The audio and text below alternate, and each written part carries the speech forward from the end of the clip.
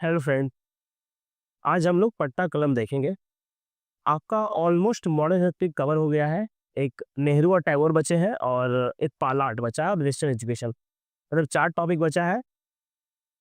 और जो भी टॉपिक आपका लेक्चर में कवर नहीं होगा, आप उसके लिए बेफिक्र रहिएगा, हम लोग नोट्स वैसे भी उसका दे देंगे। जैसे बहुत सारा छोटा-छोटा टॉपिक है जो मतलब बीपीएससी पूछता नहीं है, कभी-कभार एक आध बार पूछा हो अगर, या फिर सिलेबस में नहीं है, तब भी पूछता है तो हम लोग आपको नोट्स मिल जाएगा। लेकिन एक होलिस्टिक कवरेज जो है, जहाँ से आपका 90% क्वेश्चन जो आएगा, इवन 90% या कहिए 99% जो क्वेश्चन आएगा, 99% जो क्वेश्चन आएगा, वो हम लोगों ने आपका कवर कर दिया है। और जो भी लेक्चर बचा, वैसे पाला बचा हुआ था, पाला आर्ट आपका बचा हुआ है, वेस्टर्न एजुकेशन एक लगता बचा हुआ है, वेस्टर्न एजुकेशन बचा हुआ है।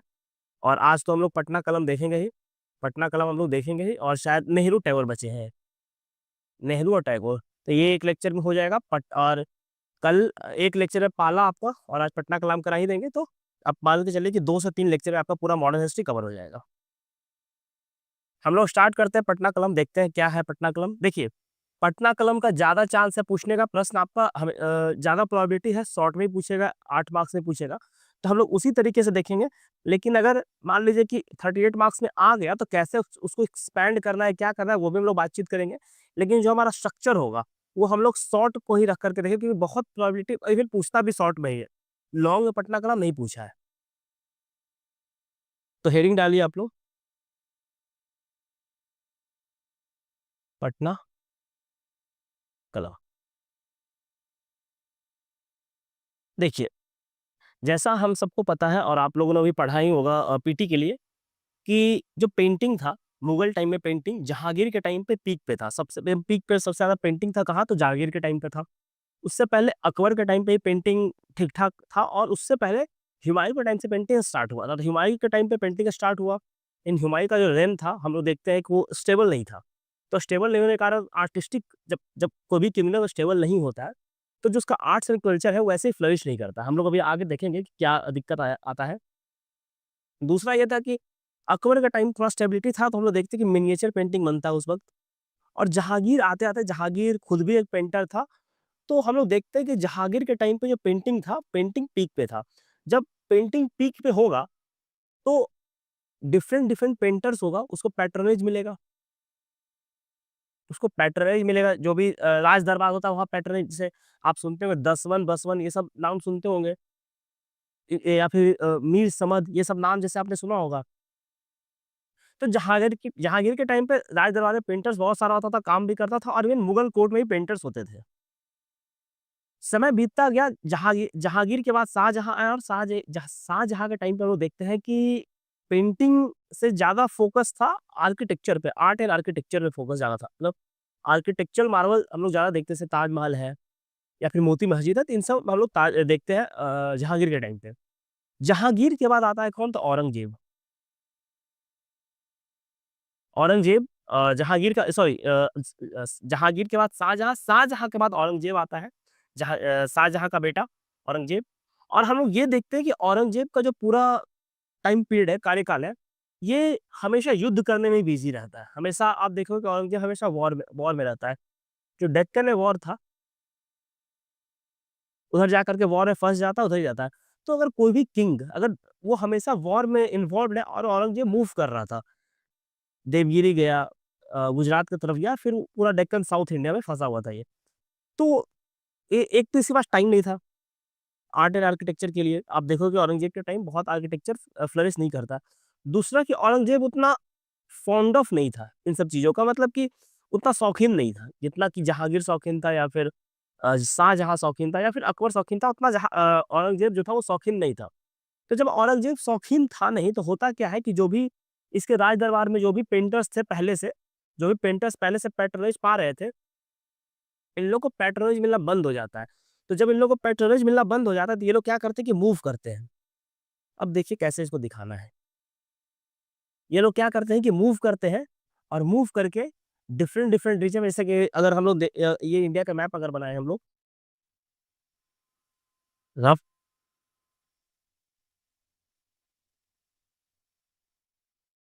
ये अगर हम लोग इंडिया का रफ मैप बनाएँ, तो ये दिल्ली है, तो इधर मूव करते हैं, इधर मूव करता है और इधर मूव करता है।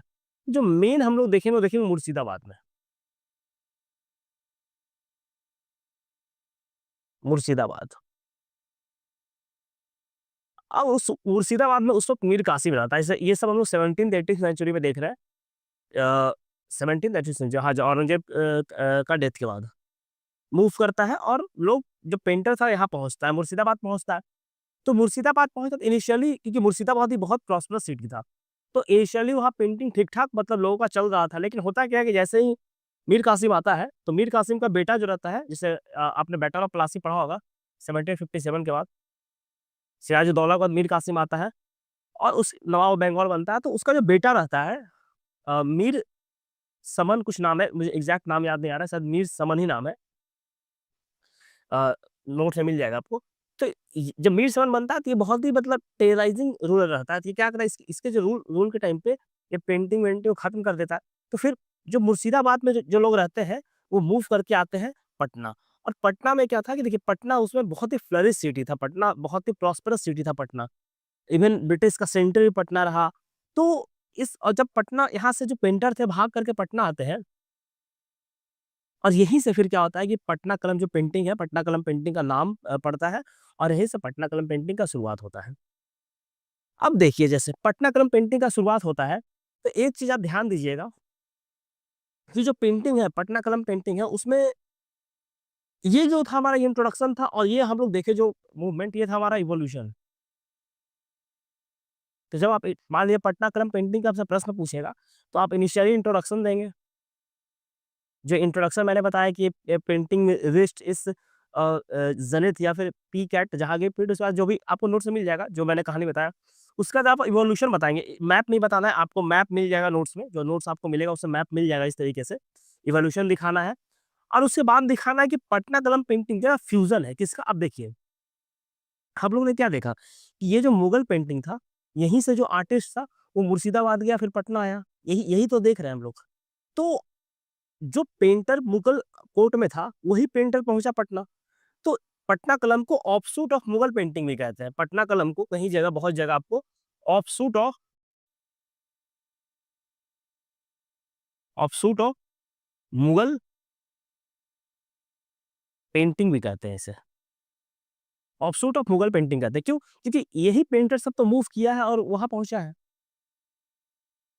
अब देखिए, पटना कलम पेंटिंग का थीम हम लोग समझते हैं। थीम क्या था? देखिए, नहीं, थीम से पहले हम लोग ये समझते हैं कि ये इसका फीचर क्या है, हम लोग ये समझते हैं। देखिए, फीचर से पहले आप क्या कीजिएगा कि जब आपसे मान लीजिए प्रश्न पूछा जाएगा, तब क्या कीजिएगा कि जब आपने इवोल्यूशन दिखा दिया, तो आप इसका एक वेन डायग्राम बना दीजिएगा इस तरीके से करके। इसको मैं साफ कर दे रहा हूँ।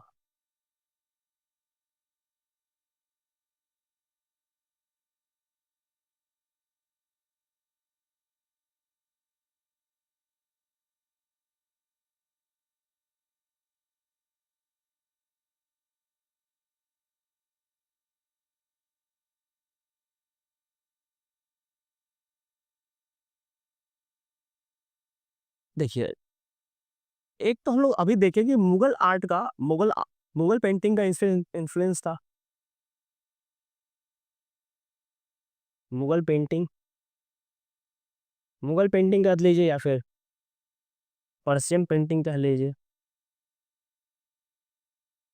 दूसरा, इस वक़्त देखिए, ब्रिटिश ब्रिटिश जो था, अंग्रेज़ लोग, ऐसे बैटल ऑफ प्लासी में देख रहे थे, इस वक़्त अंग्रेज़ आ चुका था। और अंग्रेज़ आ चुका था, तो अंग्रेज़ अपने साथ आर्ट एंड आर्किटेक्चर भी लेकर के आया था। तो इस पे जब पटना हम लोग देखते हैं कि पटना में ठीक-ठाक ब्रिटिश का सेंटर था वहाँ पे पटना में। तो हम लोग देखते हैं कि पटना कलम पेंटिंग पे ब्रिटिश का भी कुछ इन्फ्लुएंस था।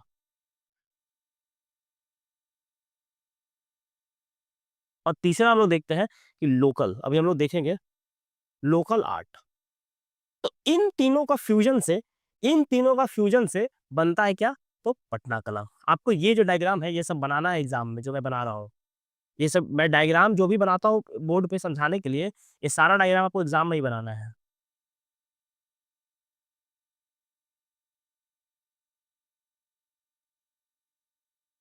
ये जो पेंटिंग हुआ, ये हुआ पटना कलम, पटना कलम। ये पेंटिंग जो हुआ, ये हुआ पटना कलम। तो ये आपका इंट्रोडक्शन हो गया, ये आपका इवोल्यूशन हो गया और ये फ्यूज़न देख लिए कि हम लोग पटना कलम पेंटिंग थी किसका फ्यूज़न है। अब हम लोग आगे चलते हैं और देखते हैं, अब हम लोग आगे चलते देखते हैं कि इसका फीचर्स क्या-क्या रहा पटना कलम पेंटिंग का।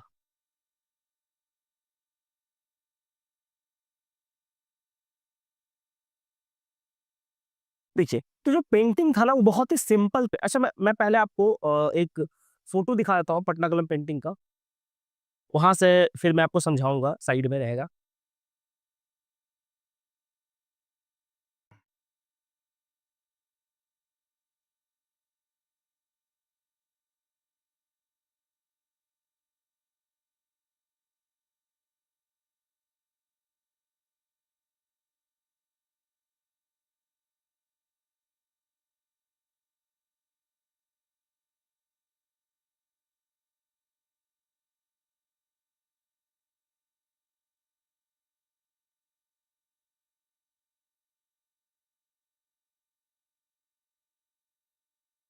ये जो पेंटिंग है, इसे आप लोग ध्यान में रखिएगा। हम लोग अभी जब भी हम लोग चर्चा करेंगे, तो हम लोग देखेंगे कि क्या इसका फीचर्स रहा, इसी पेंटिंग के थ्रू हम लोग समझेंगे।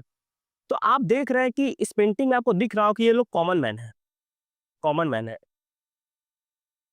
आपको दिख रहा होगा कॉमन मैन। ये जो पेंटिंग में आप देख रहे होंगे, ये कॉमन मैन है। तो इसका जो थीम था, पटना कलम पेंटिंग का जो थीम था, ये कॉमन मैन का लाइफ स्टाइल के अराउंड इवॉल्व करता था।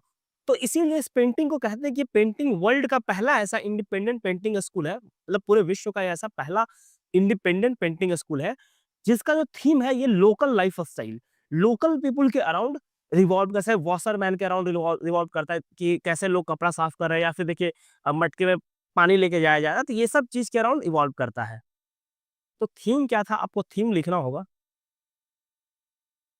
Revolve around common man, common man. आप एग्ज़ाम्पल में वॉशरमैन ये सब दे दीजिएगा जो आपको मिल जाएगा। दूसरा इसका हम लोग फीचर देखते हैं। आप देखिए कितना सिंपल और लूसिड है। जो आप देखेंगे कि कितना मतलब ये जो पेंटिंग है कितना मतलब आप इसका सिंपलिसिटी को देखिए कि अच्छा नहीं इससे अच्छा एक जो फीचर्स था आप फीचर में भी ऐड कर दीजिएगा कि amalgamation of Persian of style British and local, तो वो भी ऐड कर दीजिएगा और वो 2 जगह आपको ऐड करना है एग्जाम में जब आप आंसर लिखिएगा। तो एक तो जो वेन डायग्राम हम लोगों ने बनाया उस वेन डायग्राम को आपको एग्जाम में बनाना ही बनाना है और उसके बाद फिर आप फीचर्स में भी उसको लिखिएगा, ठीक? तो 2 चीज़ आपको करना है, इसके थ्रू आपको दिखाना है। दूसरा देखिए कितना डिटेल्ड पेंटिंग है। आप देख रहे हैं कितना डिटेल्ड है। नाक इसका देखिए नाक किस तरीके से नाक बनाया गया है।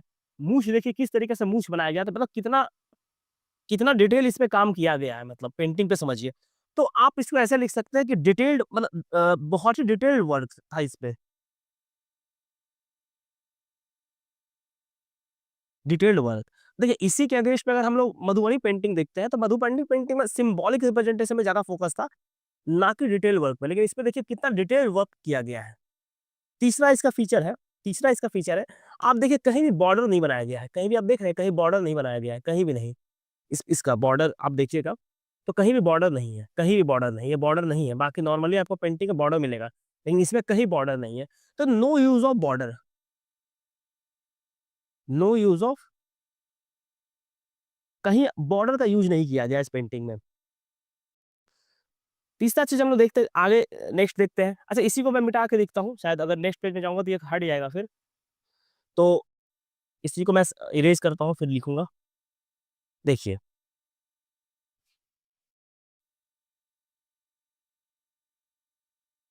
जैसे आप पेंटिंग देख रहे होंगे, तो आपको कहीं बैकग्राउंड नहीं दिख रहा होगा इस पेंटिंग में।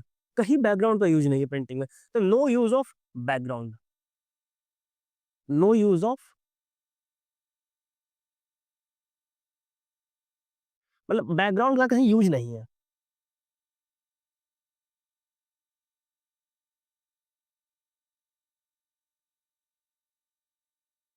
तीसरा चीज़ हम देखते हैं, देखिए जो ये पेंटिंग में जो यूज़ होता था ना, मान लीजिए ये पेंसिल है, तो ये पेंसिल का जब यूज़ होता था, तो आप नॉर्मली देखते हैं कि पेंटिंग करने से पहले मान लीजिए आप ये पेंटिंग कर रहे हैं, तो आप क्या पहले क्या करते हैं? स्केचेज़ ऐसे-ऐसे करते हैं पेंटिंग में, स्केच करते हैं इस तरीके से या कोई भी स्केच बनाते हैं, उस तरीके से ऐसे स्केच करते हैं। लेकिन ये जो पेंटिंग है, पटना कला, इसमें क्या होता है कि जो स्याही है, जो काली स्याही होता है, जो ब्रश होता है, उसको डायरेक्ट यूज़ करते हैं। उसमें मतलब पहले से डिलिनेशन नहीं किया जाता है कि पहले से बॉर्डर नहीं बनाया जाता है, स्केच नहीं किया जाता है।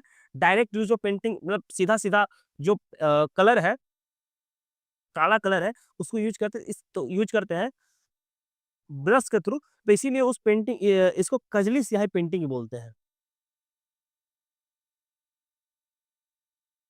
जैसे देखिए मान लीजिए आप पेंटिंग कर रहे हैं, तो इस पेंटिंग में आप कहीं भी स्केचेज़ आपको नहीं दिखेगा, कहीं स्केच पहले नहीं बनाया गया है और उसके ऊपर कलर भरा गया नहीं। सीधा-सीधा पेंटिंग का यूज़ सीधा-सीधा ब्रश का यूज़ किया गया है। जैसे पेंसिल में जो काला कलर का जो पेंसिल होता है ना, वो यूज़ ना करके सीधा ब्लैक ब्रश का यूज़ किया जाता है, जो कजली स्याही हम लोग बोलते हैं। तीसरा इसमें कलर यूज़ होता है ना, नेचुरल कलर यूज़ होता है, मतलब कि खुद से कलर बनाया जाता है। क्यों? क्योंकि देखिए, अगर कॉमन मैन इस पेंटिंग को बना रहा है, जो कॉमन मैन का लाइफ स्टाइल पे है, तो वो डिफरेंट-डिफरेंट कलर कहाँ से खरीदेगा? तो वो क्या करता है कि उस वक़्त जब इवॉल्व हुआ था, तो जैसे मान लीजिए कि येलो कलर बनाना है, तो वो टर्मरिक का यूज़ कर लिया।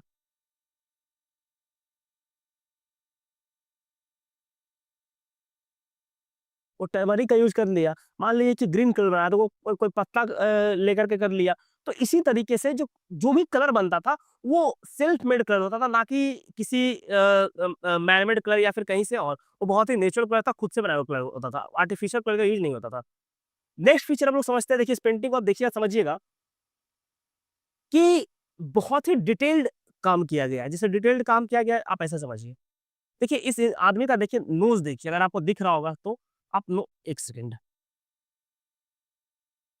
आप इसका नोज़ देखिए, कितना पॉइंटेड नोज़ है। आप देख रहे हो, आप मूंछ देखो कितना प्रॉपर तरीके से मूंछ बनाया गया। तो एकदम जो एक्यूरेसी होता था, एक्यूरेसी पे बहुत फोकस किया था कि एकदम एक्यूरेट रिप्रेजेंटेशन हो पेंटिंग का। तो इसमें एक्यूरेसी पे भी ध्यान रखा जाता था। तो ये सब चीज़ जो था पेंटिंग का फीचर था। एक चीज़ और होता था, इसमें जो पेंटिंग बनता था ना, इसमें शैडो भी होता था। जैसे देखिए ये पेंटिंग है, तो आप देखेंगे इसका शैडो बन रहा है। देखिए ये जो शैडो है, ये शैडो बन रहा है। मैं साफ कर देता हूँ, तब शायद ज़्यादा अच्छे से समझ में आएगा। ये देखिए शैडो बन रहा है इसका, ये शैडो। तो नॉर्मली पेंटिंग में क्या होता है ना कि हम लोग शैडो को नहीं दिखाते, लेकिन इसमें इतना डिटेल्ड था कि यहाँ पे शैडो का भी जो जो लोगों का शैडो बनता था, उस शैडो को भी दिखाया जाता था। तो इसलिए ठीक है। और हम लोग आगे चलते हैं, दूसरा देखते हैं कि ये तो सारा फीचर हो गया पेंटिंग का कि ये पटना कलम पेंटिंग का क्या फीचर रहा, क्या कैसे रहा। अगर कोई फीचर फीचर छूट गया होगा तो समझाने तो आपको नोट्स वैसे मिल ही जाएगा, तो उसके लिए टेंशन नहीं लेना है, अगर मान लीजिए कोई फीचर छूट गया हो तो। बाकी जो ओवरऑल फीचर है पेंटिंग का, वो यही है। अब हम लोग देखते हैं, देखिए अब एक चीज़ समझिए, अब हम लोग पहले इसको हटा देता हूँ। ये आपको पिक्चर मिल मिल जाएगा, वैसे एग्ज़ाम में आपको ऐसा पिक्चर बनाना नहीं है। अगर आप बना पाएँ तो बहुत अच्छा बात है, लेकिन अगर वैसे मुझे नहीं लगता कि आप बना पाइएगा इस पिक्चर को।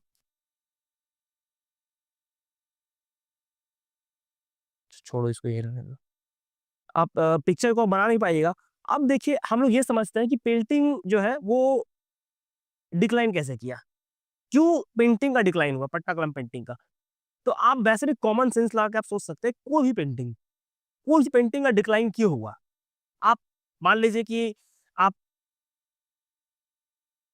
मधुबनी पेंटिंग पे लिख रहे हैं या फिर मंजूषा पेंटिंग पे लिख रहे हैं, तो आप कोई भी पेंटिंग पे अगर आप लिखे और डिक्लाइन ऑलमोस्ट सेम ही है कि स्टेट पैट्रोनेज हट गया, जो पैट्रोनेज था स्टेट का जो पैट्रोनेज था,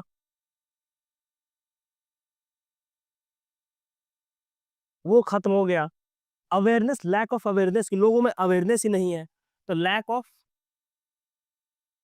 अवेयरनेस कि लोगों में अवेयरनेस नहीं है, मतलब पेंटिंग को लेकर के। तीसरा क्या है कि अवेयरनेस के अलावा तीसरा क्या है कि जो डिजिटल कैमरा आ गया, तो वो भी एक इश्यू है।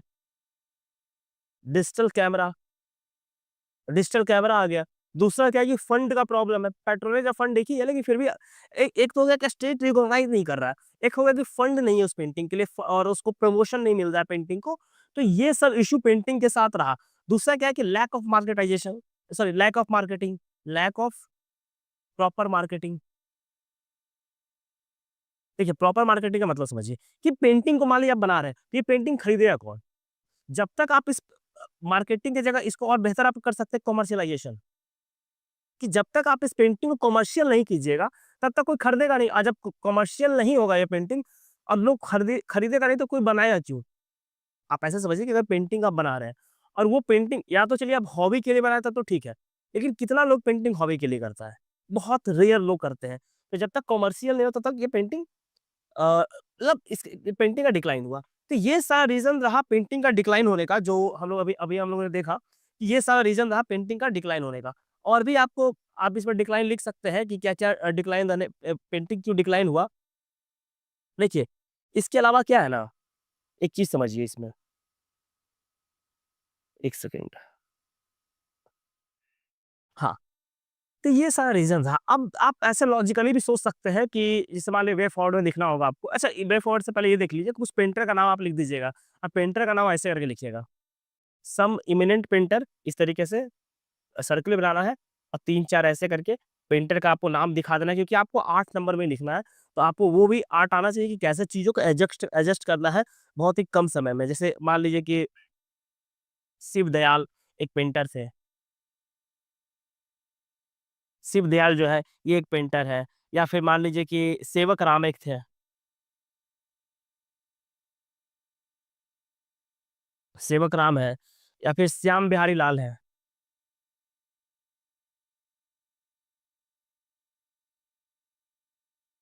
तो ये सब इमिनेंट पेंटर हुए और पटना कलम पेंटिंग का वे फॉरवर्ड आप लिख सकते हैं कि स्टेट को पैट्रोनाइज करना चाहिए, स्टेट को रिकॉग्नाइज करना चाहिए। और ये आप सब में लिख सकते हैं, सब में, कि मार्केटिंग पे फोकस फोकस करना चाहिए, अवेयरनेस बढ़ाना चाहिए लोगों में। जैसे हम लोग देखते हैं ना कि मधुबनी पेंटिंग को देखते हैं कि रेलवे में लगा हुआ है, कहीं भी दीवार पे लगा हुआ है, तो उसी तरीके से इसमें भी हम लोग वो काम कर सकते हैं। ये सब आप वे फॉरवर्ड लिख सकते हैं। बाकी फिर कंक्लूजन में आप लिख सकते हैं कि जो पटना कलम पेंटिंग है वो हेरिटेज है बिहार का, तो हम लोग उसको प्रमोट करना चाहिए। आपको नोट्स में मिल जाएगा प्रॉपर स्ट्रक्चर में। और देखिए, ये तो हम लोग पटना कलाम पेंटिंग देख लिए। अब वैसे आपका सिलेबस में है नहीं, वैसे आपका सिलेबस में है नहीं मधुबनी पेंटिंग,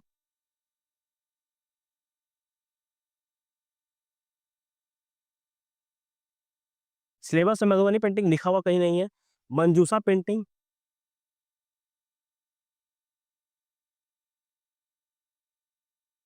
टिकुली पेंटिंग,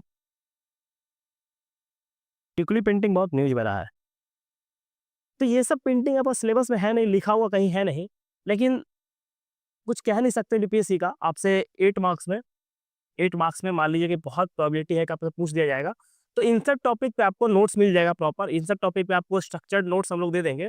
और आप नोट्स को ही पढ़ के रेप्लिकेट कर दीजिएगा एग्ज़ाम में। बाकी सेशन में हम थोड़ा बहुत, अगर किसी को डाउट रहेगा पढ़ने में इन सब पेंटिंग को समझने में, तो मैं सेशन में समझा दूँगा, वहाँ पे ज़्यादा ईज़िली मैं समझा दूँगा। तो आपको इस पे नोट्स मिल जाएगा।